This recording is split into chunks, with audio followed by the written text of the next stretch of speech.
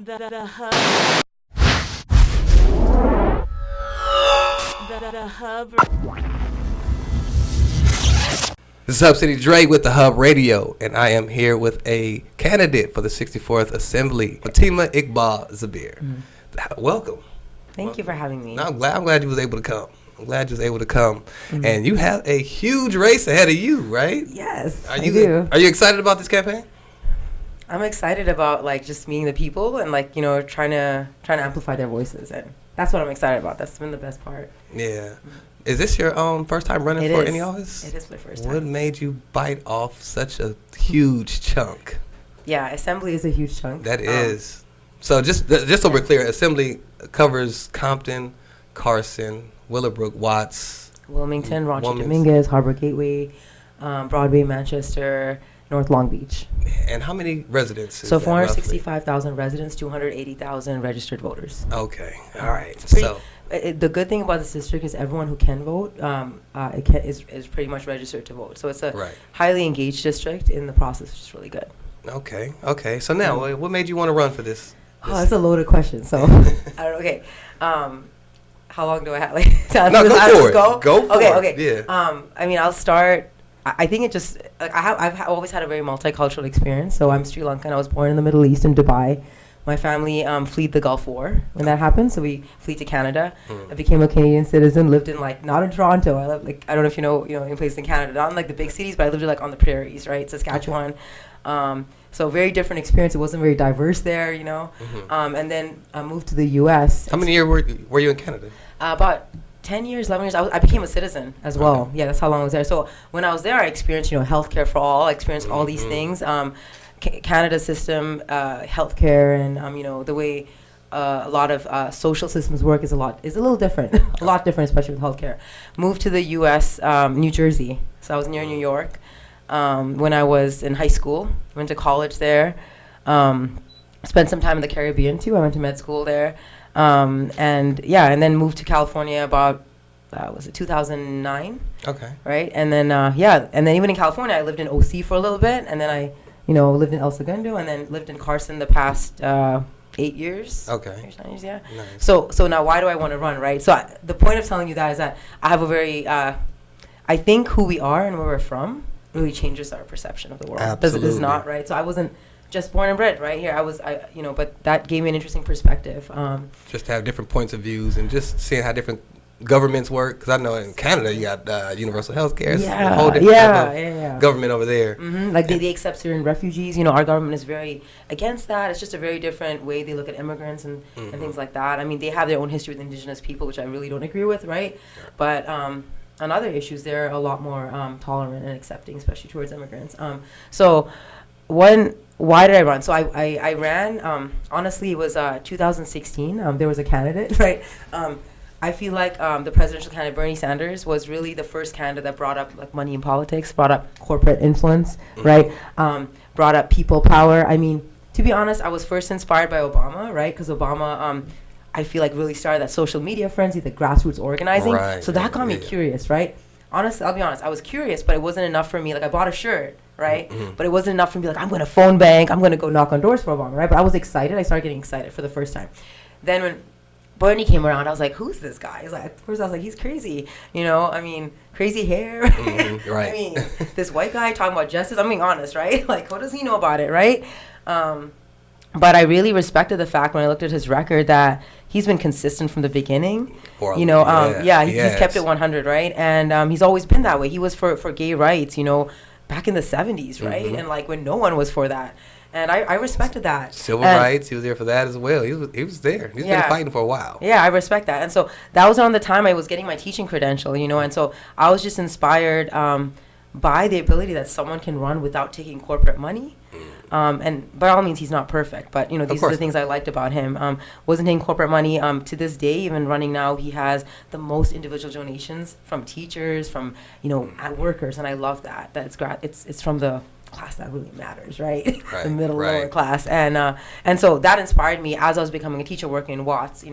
But it really was working there as a teacher that really got me thinking more, So I was science department chair. I took on a lot of leadership roles in the community. I was new teacher mentor. I was part of the school advisory council looking at the budget. So I was able to look at things from a monetary perspective, from a resources perspective.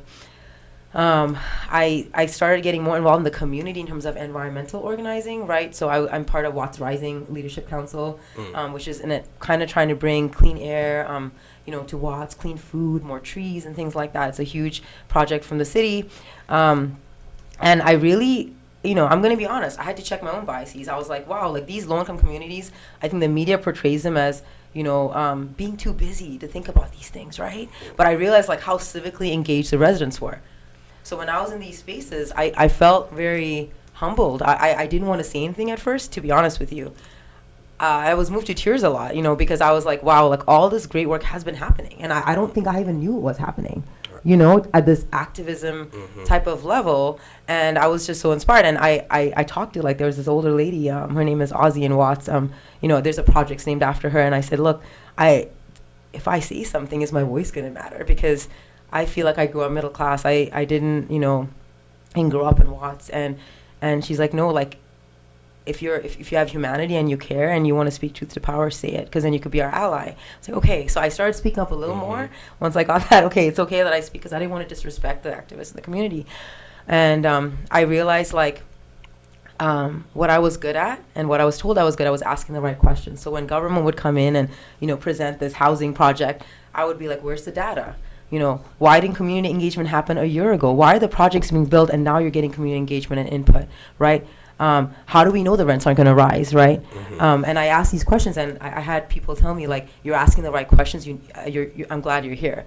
And that kind of be like, okay, like, this is how I could kind of be with the community and have my presence be of use, And I hate when people try to come in and say they're saving a community, because I hate that, because, like, I feel like being in Watts and now getting to know Compton the past few months, there's so much power in this community. Yeah. There's nothing to save. There's honestly nothing. There's so many great people. There's so many engaged parents and people. It's just about speaking truth to power now, making sure that those voices are heard on a legislative level, on a policy level, and so why assembly? To end with this, I feel like there's a lot of power at the state assembly, and not that I want that power, but there's a lot of power in terms of resources that could be given. So like a big thing to me is my three big things are education, environment, and housing, right? And so if you look at my education, environment and housing, okay, homelessness and housing. So if you look at environmental issues in this district, so this is why I want to represent the whole district. This district has a third of the state's oil refineries, a third. Right, so California is huge, right? There's 80 assembly districts. Our district has a third. So there's that commonality, which is crazy. It's environmental racism in my books. There's so many, way more toxic waste sites, way more oil refineries. It's affecting our kids because we have some of the highest asthma rates, cancer rates. In Wilmington, in our district, cancer is 1 in 6 people have cancer, which is crazy, outrageous. I didn't know that, 1 in 6. Wow. It's crazy. I meet families where everyone has asthma, and it's like not just that. There are these respiratory diseases could sometimes lead to asthma or lead to it leads to kids sometimes even dying, right? We have higher infant mortality rates in our district. We have more black moms, having difficulties during pregnancy. And why I call it environmental racism is when you look at our district, again, this is why I want to represent the whole district. It's 90% Latino and black. Right, and then you look at, okay, like we have a third of the refinery here, we have all these toxic waste sites here. It is racism. I mean, my whole motto is breaking those chains, right? Breaking those chains, because we are, I feel like, held in those chains in terms of the environmental injustices. Outside of my school right now, in fact, just last week, I was there because I still mention my robotics team that I started in Watts. It says this site is contaminated by lead. There's 1,000 kids, going to that school day in and day out. And when I told the kids, like, are you angry? They said, no, I'm used to it.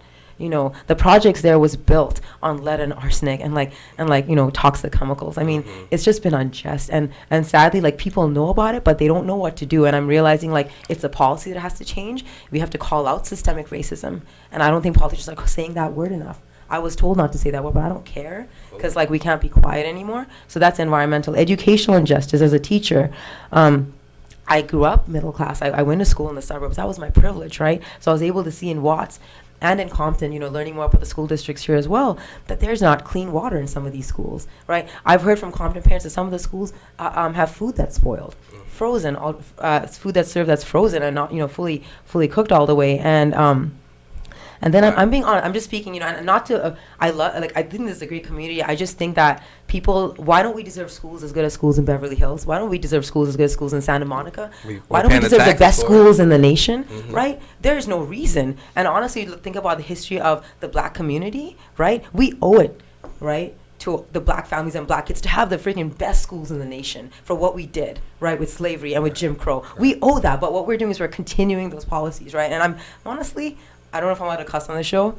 Am I allowed to? Yes. Okay, but okay. I won't say because I caught myself, but I'm just so fed up with it. I'm being honest. Like, as a teacher, man, I saw, okay, so my husband has a robotics team in El Segundo, right? Okay. Their school is like, literally the principal's like, oh, we'll give you all this money. I got zero. And I'm not complaining about the school district now, right? Because I don't think it's the fault of the teachers, to be honest, or the district.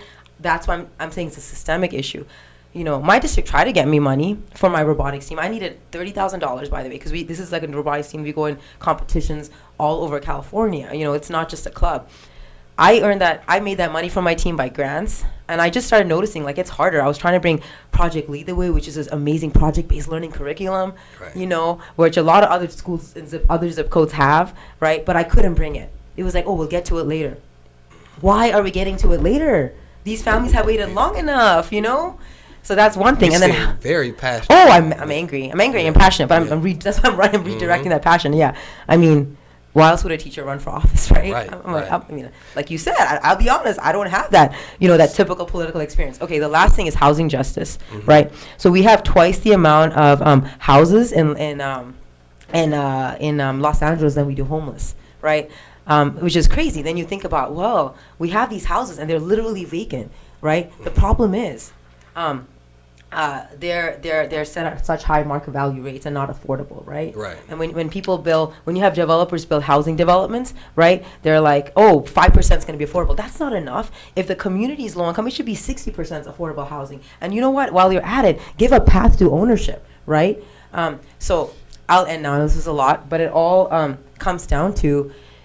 Yeah, go ahead, press the red button for me, please. Yeah, so this is the last thing I'll end with. I'm sure you're going to ask me more questions about what I've talked about. But, I mean, it to me comes down to money and politics. That's the common thread. If you look at the sources of where, first of all, politics takes a lot of money to run, right? Let's be honest. Sometimes it is made for the privileged, right? We hear stories like AOC come up, but it's very rare. We don't hear waitresses becoming politicians. Like, when does that happen? Right? Right. So a lot of times, why do we think that this environmental racism has continued for centuries and decades? It's because politicians have been systemically taking oil money, tobacco money, natural gas money, developer money, real estate money. This is why you have market level housing being built. This is why you have oil refineries in this district not transitioning to green energy, which, by the way, creates more jobs. So it's money in politics. It's the influence of corporations. So now one of my questions was, what would be the most pressing issue in the 64th district in your point of view? And I think I may have gotten an answer in there somewhere, but what would you say? I would say the one most. You asked me for the one most pressing. Most pressing issue in the 64th district would be. It's hard because I see Compton as having slightly different issues than Watts, and I don't want to also like generalize the communities, right? Mm-hmm. But if you're asking me for one, I would say getting corporate money out of politics, because I feel like if you're a politician, if you're a public servant, I like that word better, that is not taking that corporate money, saying no to big business money, saying no to oil money, right? Saying no to developer money, I feel like you get a lot done, because then honestly, you're just trying to earn the vote of the people, right? Okay. You're not trying to get as much money as you can and line your pockets to re-win and re-elect yourself, right? You're trying to just serve the people. So getting money out of politics, I think, is a big thing. So big money out of politics. How do you feel like your relationship has been with the cities that you want to represent? Yeah, it's been at varying levels depending on the city. For example, in Watts, right, which is where I spend so much of my time because I worked there for years, I feel like I have pretty good relationship there in Watts with the community leaders and that nature. And because when I was a teacher, this is the thing, I would spend all my time with my students, right? So I didn't get a lot of time to go to all the meetings, which is why I took time off work now to run for office. So now at this point, I feel like, you know, I've been going to a lot of the activism meetings in Watts, Concerned Citizens, Compton Advocates. I've been talking to you a little bit, you know. I met with Ms. Chambers and, you know, trying to engage with the elected officials. I feel like it's amicable, you know. I'm trying to just I appreciate the fact that people have done service in certain spaces for so long, and like so I feel like I've been doing a good job, or at least trying to do a good job reaching out to them and seeing how their experience has been. So and the reason why I asked you that is because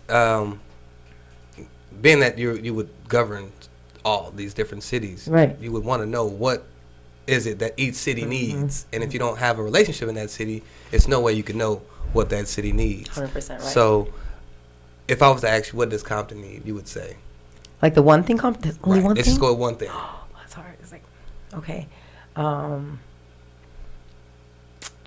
the I'm going 64th through, like, I know, I'm going from through the things. I'm going through the things. But you just said it's for Compton, right? Yes, specifically for Compton. If I had to pick one thing, I hear a lot from parents about schools. So I'm going to say just the public schools. Okay. All right. And if there was one thing for Watts?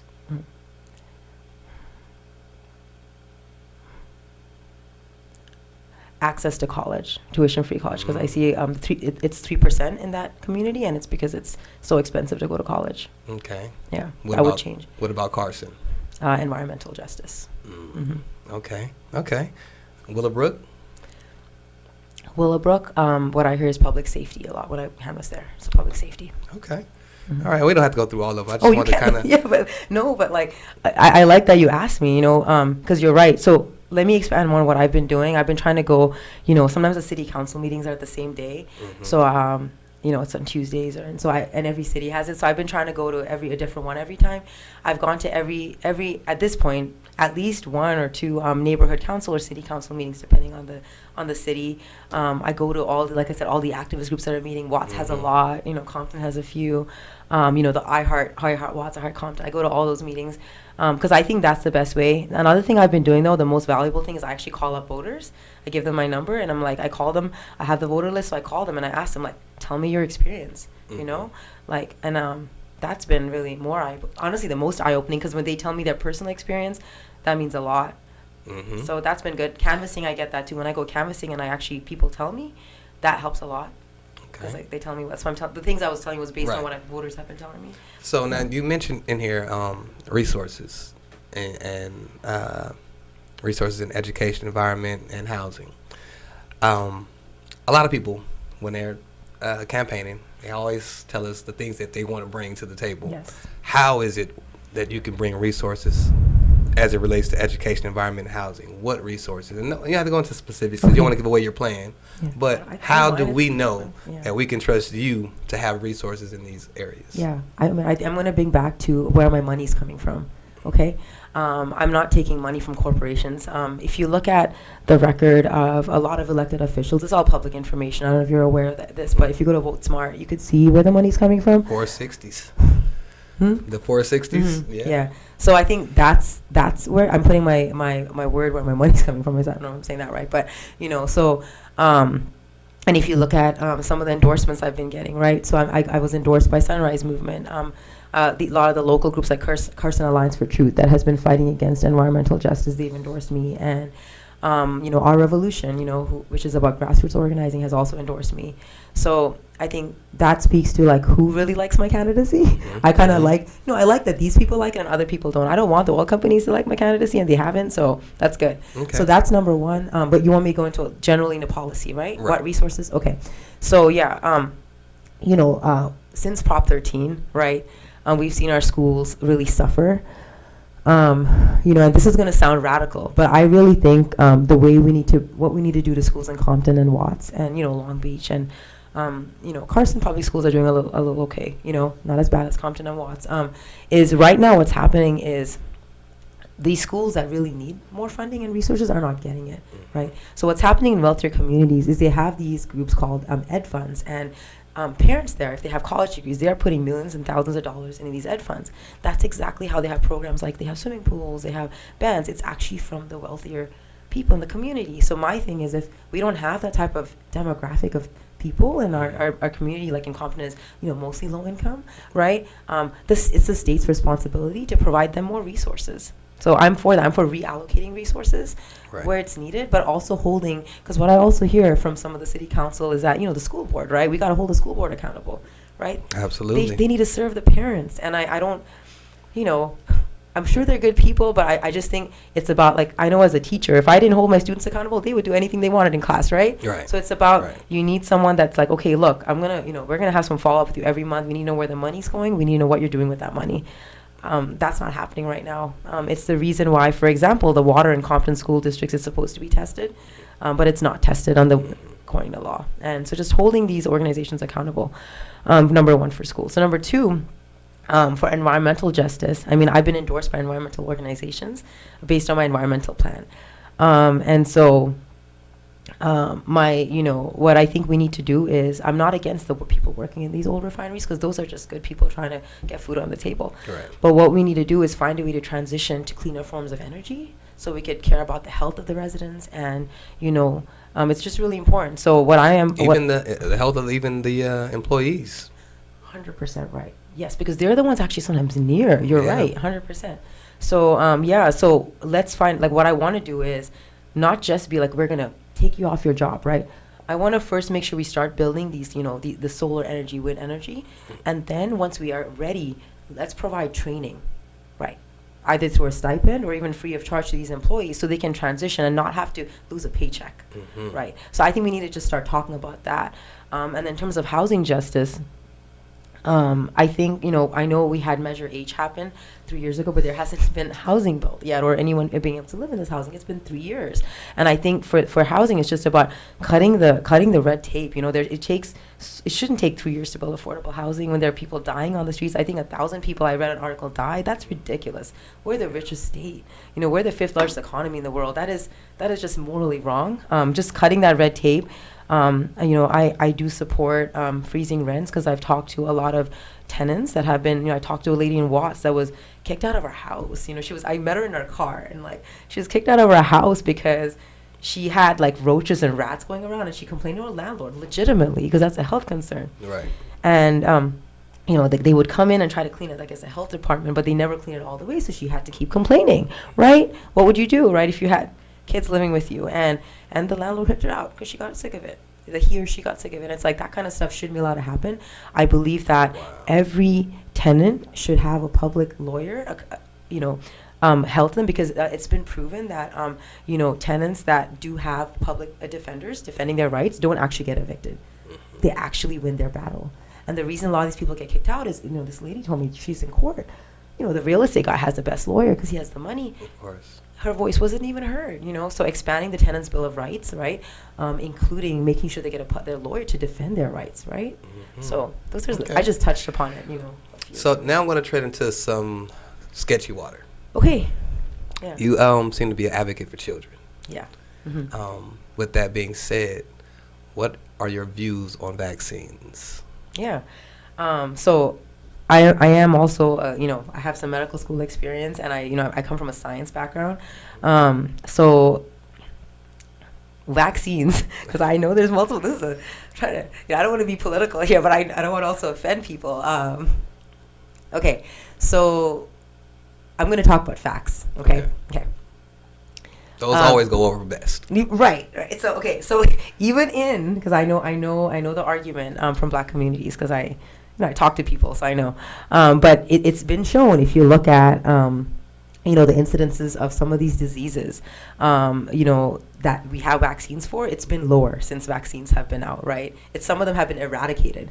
Like things like polio, measles, polio, and things like that. And so that's just the facts of it. Now, at the same time, I'm going to address the other view, because I know the other viewpoint is that, distrust of the government, distrust of these systems that are trying to, my son has autism, by the way, so I could talk about that, because a lot of people are saying vaccines cause autism as well. And, my son got all the vaccines, that he was supposed to get.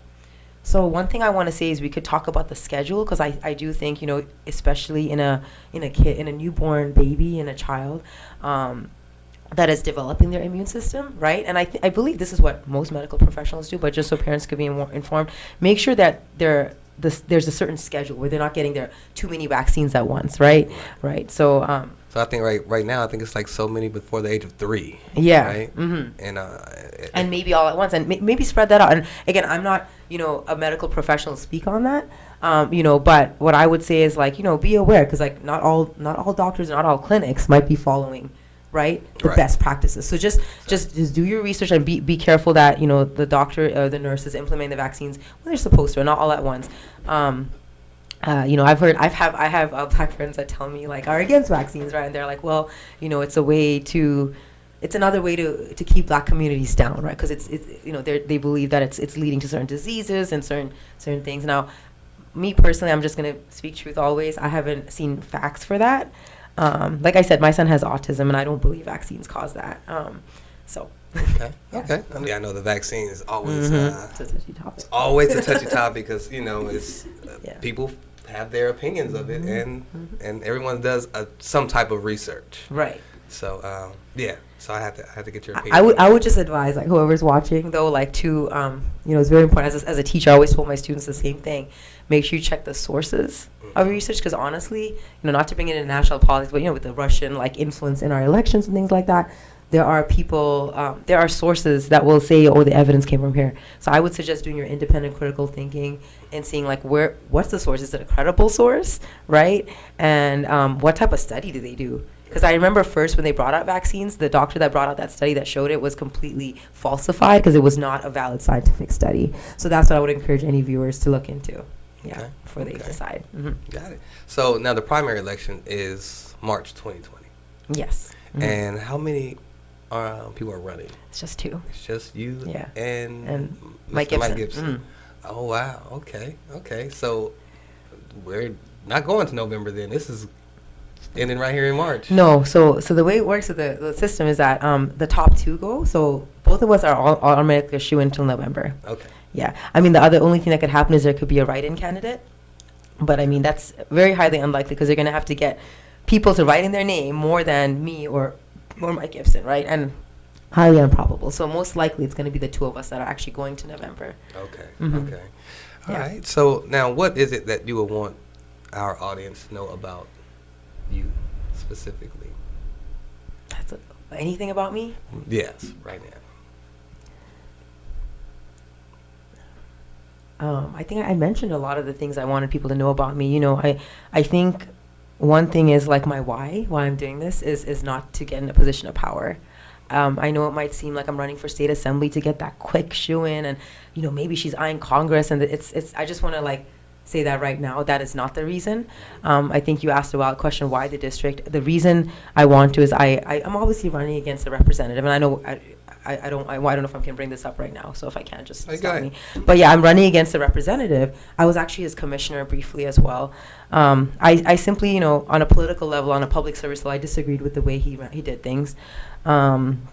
Again, contrasting us, and that's why I'm doing this, right? Because I am not bought out by corporate money, and he is. He has been since he's been on city council. And it's just a disservice. It shows. It's not that I'm just saying money. It shows in the way he's voted. He has a D or F score from Courage Score, which means that on bills that matter to low-income communities, he's voted on the wrong side or absent. He's been unchallenged for the past 2 elections. And I even, before I wasn't even running, just to tell people, I actually checked if any of the progressives were running, because I was like, let me check, because I will get behind them. Anyone who's not bought out, and there wasn't. And so it wasn't not inconvenient. I want to do it, but I just felt the urgency. Like you heard my anger. I felt the urgency. Like, okay, well, if no one's doing it, I want to do this for the district. And I just want people to know, like, I'm not doing this because I'm power hungry. I'm doing this because I felt like the representation at Sacramento wasn't what people deserved, frankly. And the lowest income people suffer the most from it. And so I just felt like their voices need to be heard and they need to be represented. And that's what I want them to know. I also want people to know that I come from a, very multicultural experience. And I'm going to say this too, like I'm a woman, and we need more women in politics. It's I think 23% is the average in like state assemblies right now. I'm just gonna point to some studies that have shown, like, no, like I have a husband, so I'm not like man bashing or anything, you know. I know you're a man, but they show that on average, I love my husband, you know. It's like it's not about that, but I just think we need more like equality, right? So if we have, I think it should be 50-50, right? There's a lot of countries that have their government like 50% women, 50% men. Right now, it's like 23%, I think, the average in state legislatures of how many women. That's all I'm saying. I'm saying we need more representation, right? Because it's like when we have, you know, more diversity in gender and like culture, in class, and everything, that's when we get things done, right? And so that's all I'm saying. So that's what I want people to really know about me. That like I'll bring that diversity. You know, I'd be the first Muslim too elected to ever to the California state legislature. Okay. So that would be cool too. Yeah, that would be. That would be. Well, listen, I really appreciate you for coming in and talking to us today. Now, I want to invite you in for a follow-up interview where we can just kind of touch bases and see where we're at in another month or so. Yeah. But the election, again, is 2020, March 2020. The date is March 3rd, right? Yes. March 3rd, 2020. And we'll hopefully have you back in by February. If that works out in your schedule. Yeah. Could I just give people my website? Absolutely. Okay? Right, please. Okay. So where can they go? Okay. So, well, also voting. So just make sure everyone knows voting this year is different, right? Because it's 11 days, right? Yeah. So I want people to know that because that's a lot more convenient, right? For people that are really busy.